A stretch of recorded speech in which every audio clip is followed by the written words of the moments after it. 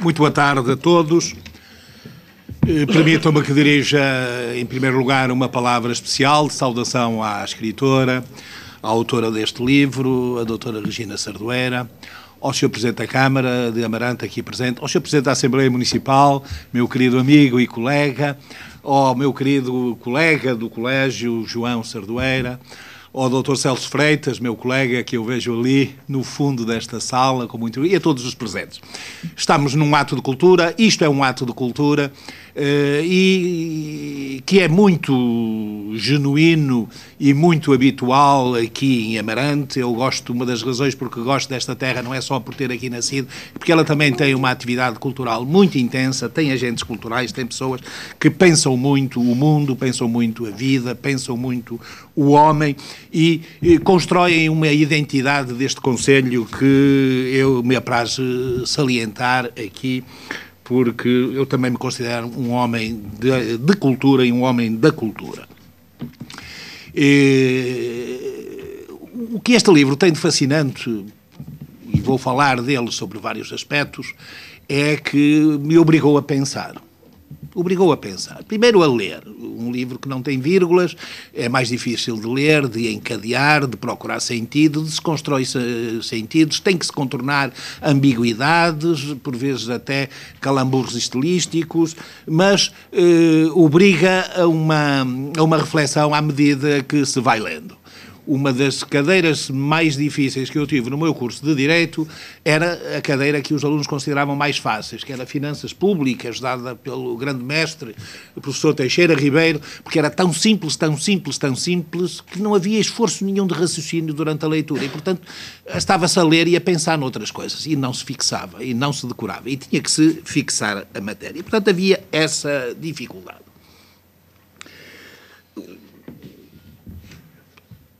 Eu intitularia este livro, poderia ser uma crónica de Cronos. Cronos é o rei grego do tempo, um rei que tem um trajeto especial. Ele mutilou o pai, destronou o pai, ele era filho do céu estrelado, Urano, destronou o pai, era filho de Gaia, que era o nome grego para a terra, daí ainda hoje se diz Geo, utiliza o elemento Geo, e casou com uma irmã, penso que Reia, casou com uma irmã, da qual teve 6 filhos, e engolia os filhos com medo que os filhos o destronassem, com medo que os filhos lhe tirassem o trono, lhe tirassem o poder. Só não conseguiu engolir justamente aquele que acabou por vir a destroná-lo, que era Zeus. Aliás, também com um ardil, com Zeus mancomunou-se com a deusa da prudência, que era Metis, a qual elaborou, confeccionou uma poção que deu a Cronos, e Cronos, depois de beber essa poção, vomitou os filhos que tinha engolido e, portanto, foi destronado facilmente e deu origem à 3ª geração de deuses da mitologia grega, liderada por Zeus. Ele, Cronos, foi o líder da 2ª geração dessas divindades. Evoco isto porque, de facto, o tempo é uma coisa que foi distribuída a todos por igual. Pode ser uma coisa boa, pode ser uma coisa má. Há muitas pessoas que não sabem o que fazer do seu tempo, há outras que têm tanto para fazer no tempo que têm, que não têm tempo para fazer tudo o que queriam e gostariam de fazer. E, portanto, de qualquer forma, ele é igual para todos. Esta crónica de Cronos conduziu-me, e eu o que vos digo aqui foram o conjunto de sentimentos e sensações que fui experimentando ao longo da leitura de O Besta Célere, conduz-nos muitas vezes a uma das piores doenças da atualidade ou da modernidade ou da sociedade pós-industrial em que vivemos, que é as normopatias. Este mundo está cheio de normopatas, ou seja, pessoas absolutamente normais, normais demais, se é possível dizer, ser-se demasiado normal. Pessoas que fazem as coisas, não só fazem as coisas no tempo certo, no lugar certo, perante os auditórios certos, mas que pensam as coisas certas para dizer nos locais certos, no tempo certo. As normopatias são, de facto, uma das piores patologias deste tempo, desta época. Muita gente, e conduz a uma das piores, se quisermos, degenerescência do pensamento cultural, que é o ser politicamente correto. O dizer sempre aquilo que se acha que se deve dizer às pessoas e que as pessoas gostam de ouvir e que as pessoas aplaudem a intervalos, portanto, devidamente estabelecidos. Eu tive dúvidas porque o besta célere e não a besta célere. Porque é que ele é masculino e não é feminino? Porque, mesmo assim, nós, na nossa linguagem comum, dizemos, este tipo é uma besta. Ele era uma besta, é uma besta. E, portanto, a besta é feminina porque é o besta célere. Este tipo de reflexões, de dúvidas, de interrogações que me suscitou a leitura do livro prende-se com uma outra questão. Há coisas sobre as quais não gosto de falar, é sobre a vida privada das pessoas, a sua vida, nomeadamente a sua vida íntima, e sobre as obras de arte.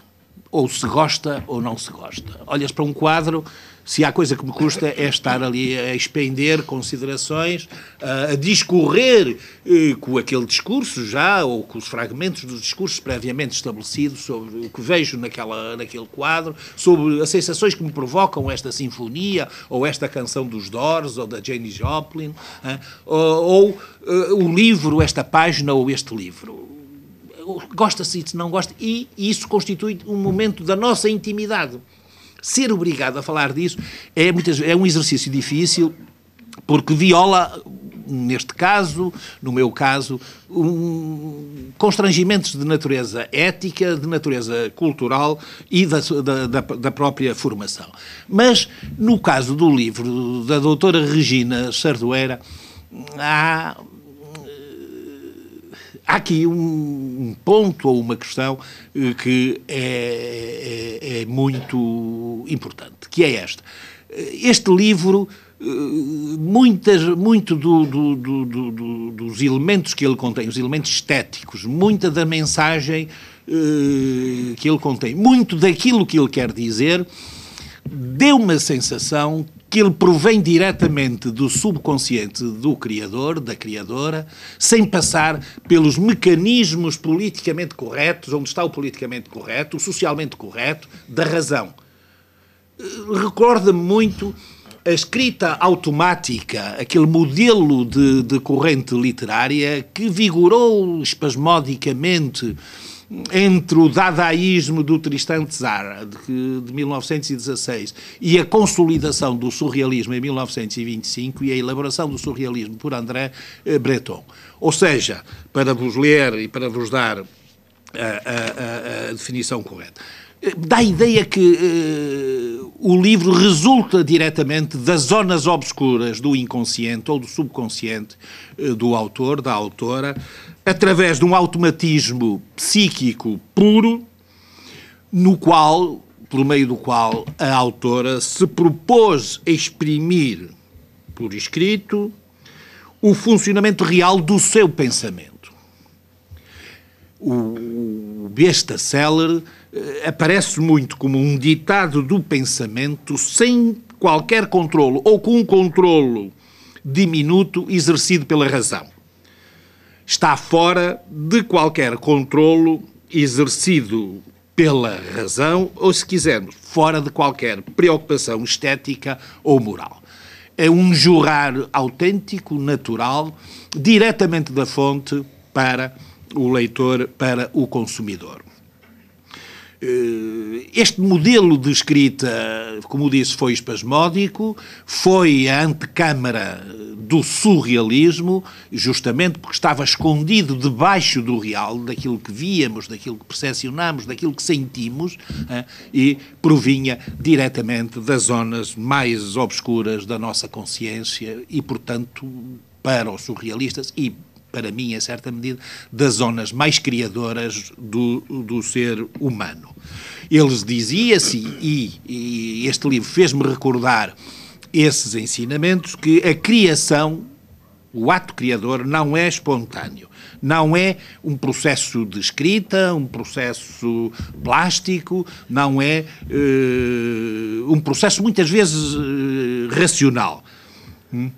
Corresponde a um estado onírico da pessoa e do Criador. Estado esse que é sempre bastante difícil, se não mesmo impossível de delimitar. O dadaísmo e o surrealismo, Dada e o surreal, Tristan Tzara e André Breton, estão presentes neste livro, com toda a sua capacidade de sedução, de interrogação e de recordação desse tempo. O termo surrealismo é criado por Apollinaire, por Guillaume Apollinaire, e continua hoje a exprimir-se através de variados processos estéticos e criativos. Os principais agentes ou os principais impulsionadores deste movimento, além de Breton e de Sarrat, foi Louis Aragon, foi o Philippe Soupault, o Paul Éluard. Tem uma frase lindíssima que eu aprendi ainda nos bancos do liceu, que dizia numa carta de amor: estive tão perto de ti que hoje tenho frio ao pé das outras. E o Max Ernst e o Benjamin Perret. O que é que nos diz, de alguma forma, as principais obras do surrealismo, e o que é que me disse a mim, ou que me sugeriu a mim, a leitura destas páginas, em que se verifica não uma preocupação de coerência, não uma preocupação de ornar a escrita com os arabescos e com o debruado que muitos escritores se preocupam, mas sim em deixá-la saltar diretamente para o papel. Dá a ideia, como diziam os surrealistas, que há uma deserção de si mesmo do próprio autor, há um sentido forte de irrisão, há uma recusa permanente de abandono. Há lugares comuns, como encontrar o maço do escrito, isso já o Stefan Zweig utilizou em várias das suas obras. Descobre-se um escrito e ali está a história que é contada, que se tenta esconder. O narrador nunca é conhecido, é sempre uma incógnita.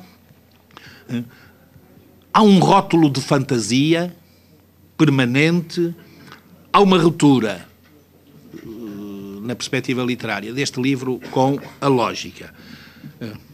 Há uma busca, não se sabe bem de quê, mas há uma procura, e há, sobretudo, uma imensa corrida. Uma corrida do besta-seller, poderá ser cada um de nós, o homem que se surpreende a correr, dá por si sempre a correr, sempre apressado, não percebe se está a fugir de alguma coisa, se está a perseguir alguma coisa, sabe que está a correr, e morre, é surpreendido pela morte, como dizia aqui o orador que me antecedeu, é surpreendido pela morte. No que a morte tem de mais democrático e de mais encantador é que nunca estamos verdadeiramente preparados para ela, nem mesmo quando enfrentamos o pelotão de fuzilamento. Porque acreditamos sempre, ou temos sempre uma esperança remota ou não, de que tudo aquilo seja um sonho, como na canção da Maria Bethânia, proveniente de exagerada leitura de jornais, e, portanto, de que isso seja um sonho que vá terminar, que de repente do qual iremos, de repente, acordar. Não estamos preparados para o fim. Não estamos preparados para a coisa mais inevitável, mais certa que todos temos na vida. André Gide dizia, e este pensamento surgiu-me na leitura deste livro, sobretudo numa frase em que estava, numa parte em que estava, penso que era no capítulo A Traição, estava subjacente um narcisismo, um subliminar narcisismo por parte desse escrevedor de cartas, entre aspas, que é o besta-seller. O André Gide dizia que pressinto um tempo em que só com dificuldade se entenderá o que atualmente nos parece vital. Pressinto um tempo em que só com muita dificuldade se entenderá o que atualmente nos parece vital. Nós vivemos em Portugal um período, Portugal, na Europa, no mundo, um período sui generis. Houve épocas de alguma forma semelhantes a estas, que alguém definiu numa frase estranha, mas plena de conteúdo, de vazio hegemónico. Épocas de vazio hegemónico. As décadas que antecederam a Revolução de 1848, a Primavera dos Povos, o período que houve entre o final da Primeira Guerra com a humilhação da Alemanha, a República de Weimar, uma república sem republicanos, e o início da Segunda Guerra, 39. Portanto, hoje vivemos também essa época. Não há referentes sólidos de natureza ideológica que perspectivem o futuro, que nos dê um sentido para o futuro, e muito menos até, em alguns casos, para podermos compreender o presente. O pós-faciador dizia que, algures aqui no livro, uma frase que eu anotei para a rebater. O presente é tempo tão fugaz que, pela altura em que o leitor lê estas palavras, já é passado. Isto é um problema do presente, mas pior que o problema do presente é o problema do futuro. E qual é esse problema? É que está sempre a transformar-se em presente. E, de repente, se nós nos distraímos, ele já é passado, o próprio futuro. Portanto, olhar para o futuro, se nos distrairmos e se nos deslumbramos, já ele é passado, passou por nós e já está atrás de nós. O livro sugeriu-me também uma obra que eu li na minha juventude de universitário em Coimbra, uma das obras mais maravilhosas e que cuja leitura só consegui terminar ao fim de 3 ou 4 tentativas, já quase teimando comigo mesmo. E só concluí que era maravilhosa justamente depois de concluir a sua leitura integral.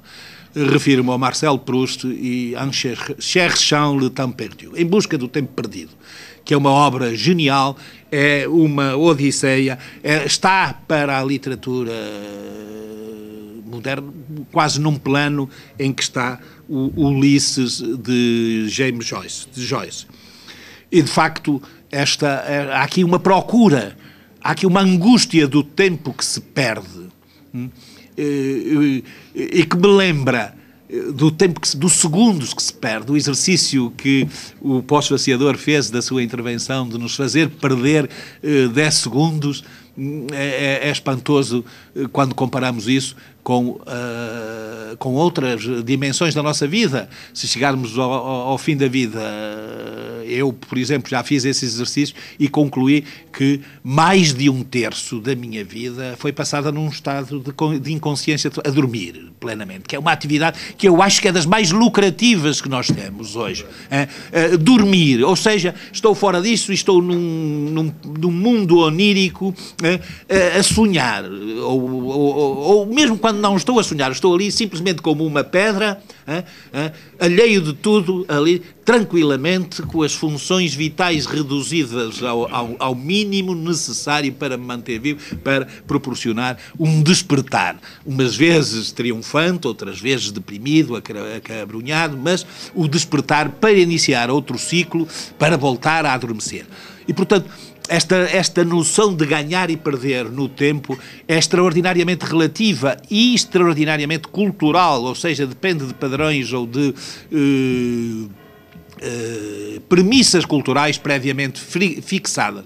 Eu não sei se os 10 segundos que ele nos fez aqui esperar pelo início da sua intervenção foi realmente tempo perdido ou não. Eu e o João estava a pensar o que é que este tipo está, esqueceu-se, trocou os papéis, aquela angústia de quem tem que falar em público muitas vezes, abre os papéis e não era aquele e trouxe o discurso errado.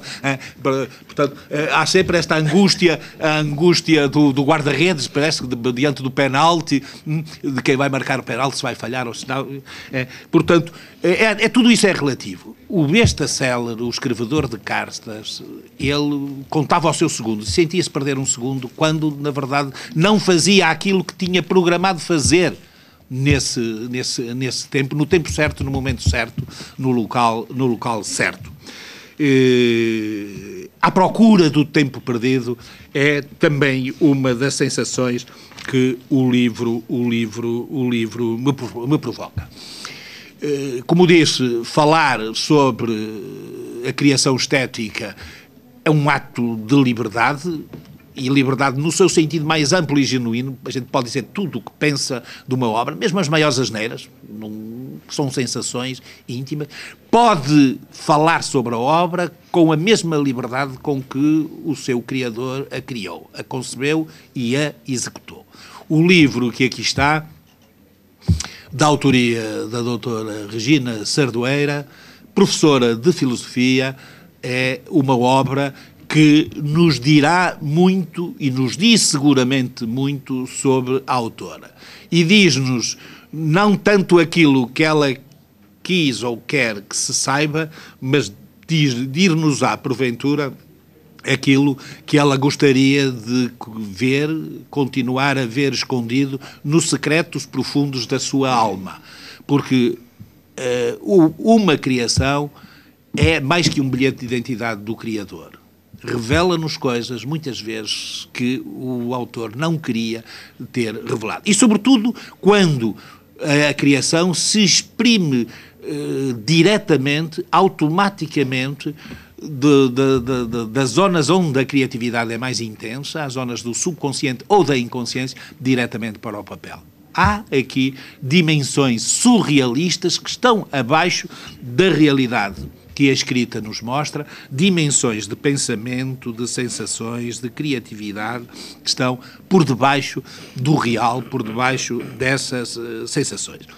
A doutora Regina Sardoeira, conhecendo um pouco o seu trajeto de vida, poderá ajudar a perceber a origem da obra, a sua etiologia, a sua causa, mas, sobretudo, a sua finalidade. O que é que ela pretende? O que é que ali está de genuinamente criativo? Há uma quadra de um daqueles homens da cultura anónimos, por vezes até analfabetos, como era o António Aleixo, eu nem sei se é mesmo do António Aleixo, que nos diz mais ou menos isto: nos textos que a gente lê, nos bons textos que a gente lê, quase sempre o mais bonito está reservado para quem vê o que lá não está escrito.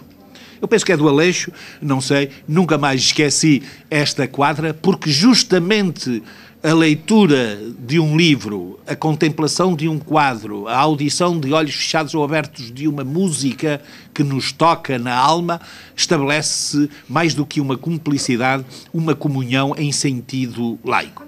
A doutora Regina Sardoeira é professora de filosofia, tirou o curso de filosofia na Universidade de Porto, andou pela atividade bancária, que abandonou para vir dar aulas para o Colégio de Amarante, não sei se arrependeu, já, possivelmente sim, com a degradação dos professores, com esta política de indigna contra os docentes em geral, e provavelmente já se terá arrependido, se é que ela é de arrependimentos, não me parece que seja muito, mas se voltasse atrás talvez construísse uma carreira bem mais promissora, pelo menos economicamente, na Caixa Geral de Depósitos. Depois saiu do Colégio de Amarante e entrou no ensino oficial, talvez outro momento de que ela se arrependerá, porque, na verdade, o ensino público, esse ainda é, então, o parente mais pobre do ensino em Portugal, ainda está abaixo daquilo que o ensino, da baixeza a que o ensino foi conduzido por quem nos governa, e, portanto, não sei. Sei que o seu espírito é um espírito livre e em liberdade se cria. É um espírito rebelde, é um espírito que dá sinais de revolta aqui ou além. Eu não sei a razão que a levou a ser expulsa do lar ou do colégio onde ela estudava, onde ela residia no Porto, mas foi seguramente, se não um gesto de revolta, foi pelo menos um gesto de recusa de alguma coisa que lhe repugnava ou que a violentava na sua consciência de adolescente, ciente do seu papel, ciente da sua integridade como ser humano.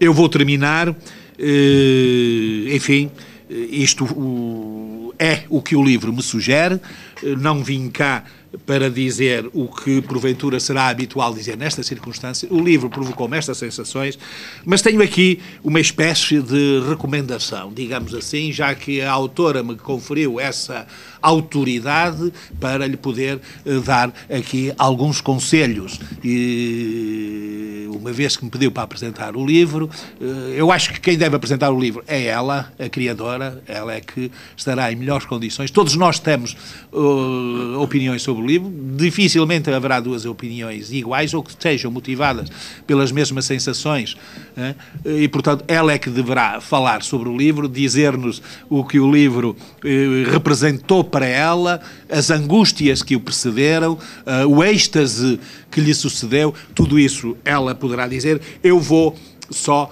enfim, porque também diria isto, não tive ensejo de o fazer, diria isto ao José Saramago, se ele me tivesse convidado para apresentar algum livro da sua imensa, da sua prolixa obra, da sua prolixa criação.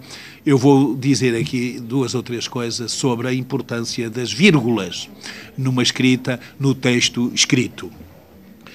E a primeira noção da importância das vírgulas que eu tive era jornalista da ANOP, Agência Noticiosa Portuguesa. Isto foi no ano de 1978 ou 1979.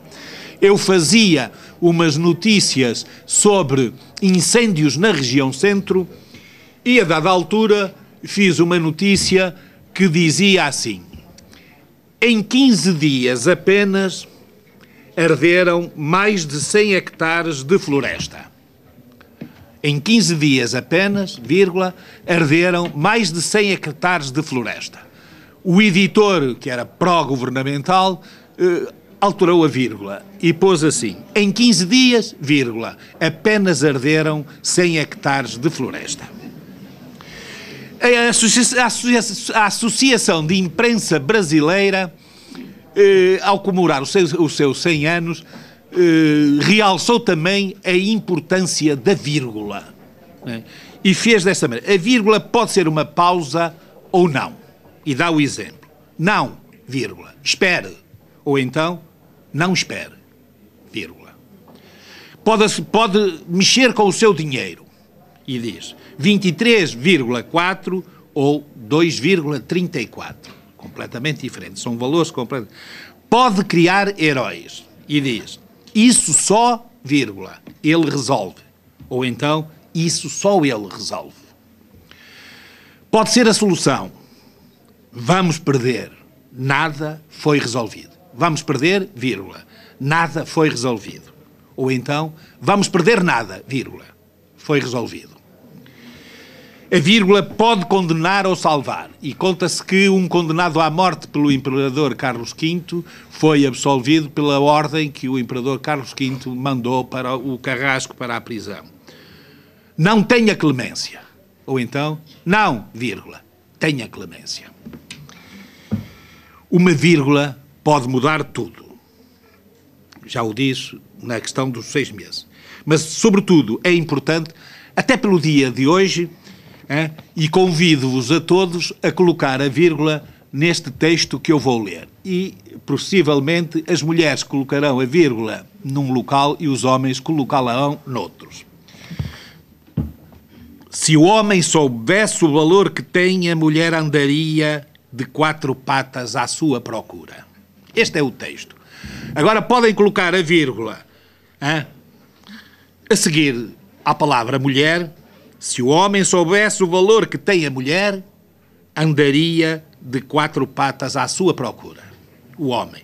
Ou então, se for homem, pode colocar a vírgula a seguir à palavra tem. Se o homem soubesse o valor que tem, vírgula, a mulher andaria de 4 patas à sua procura. Portanto, eu termino esta minha apresentação deixando esta reflexão e estes conselhos sobre a importância da vírgula num livro que deliberadamente baniu as vírgulas. Muito obrigado.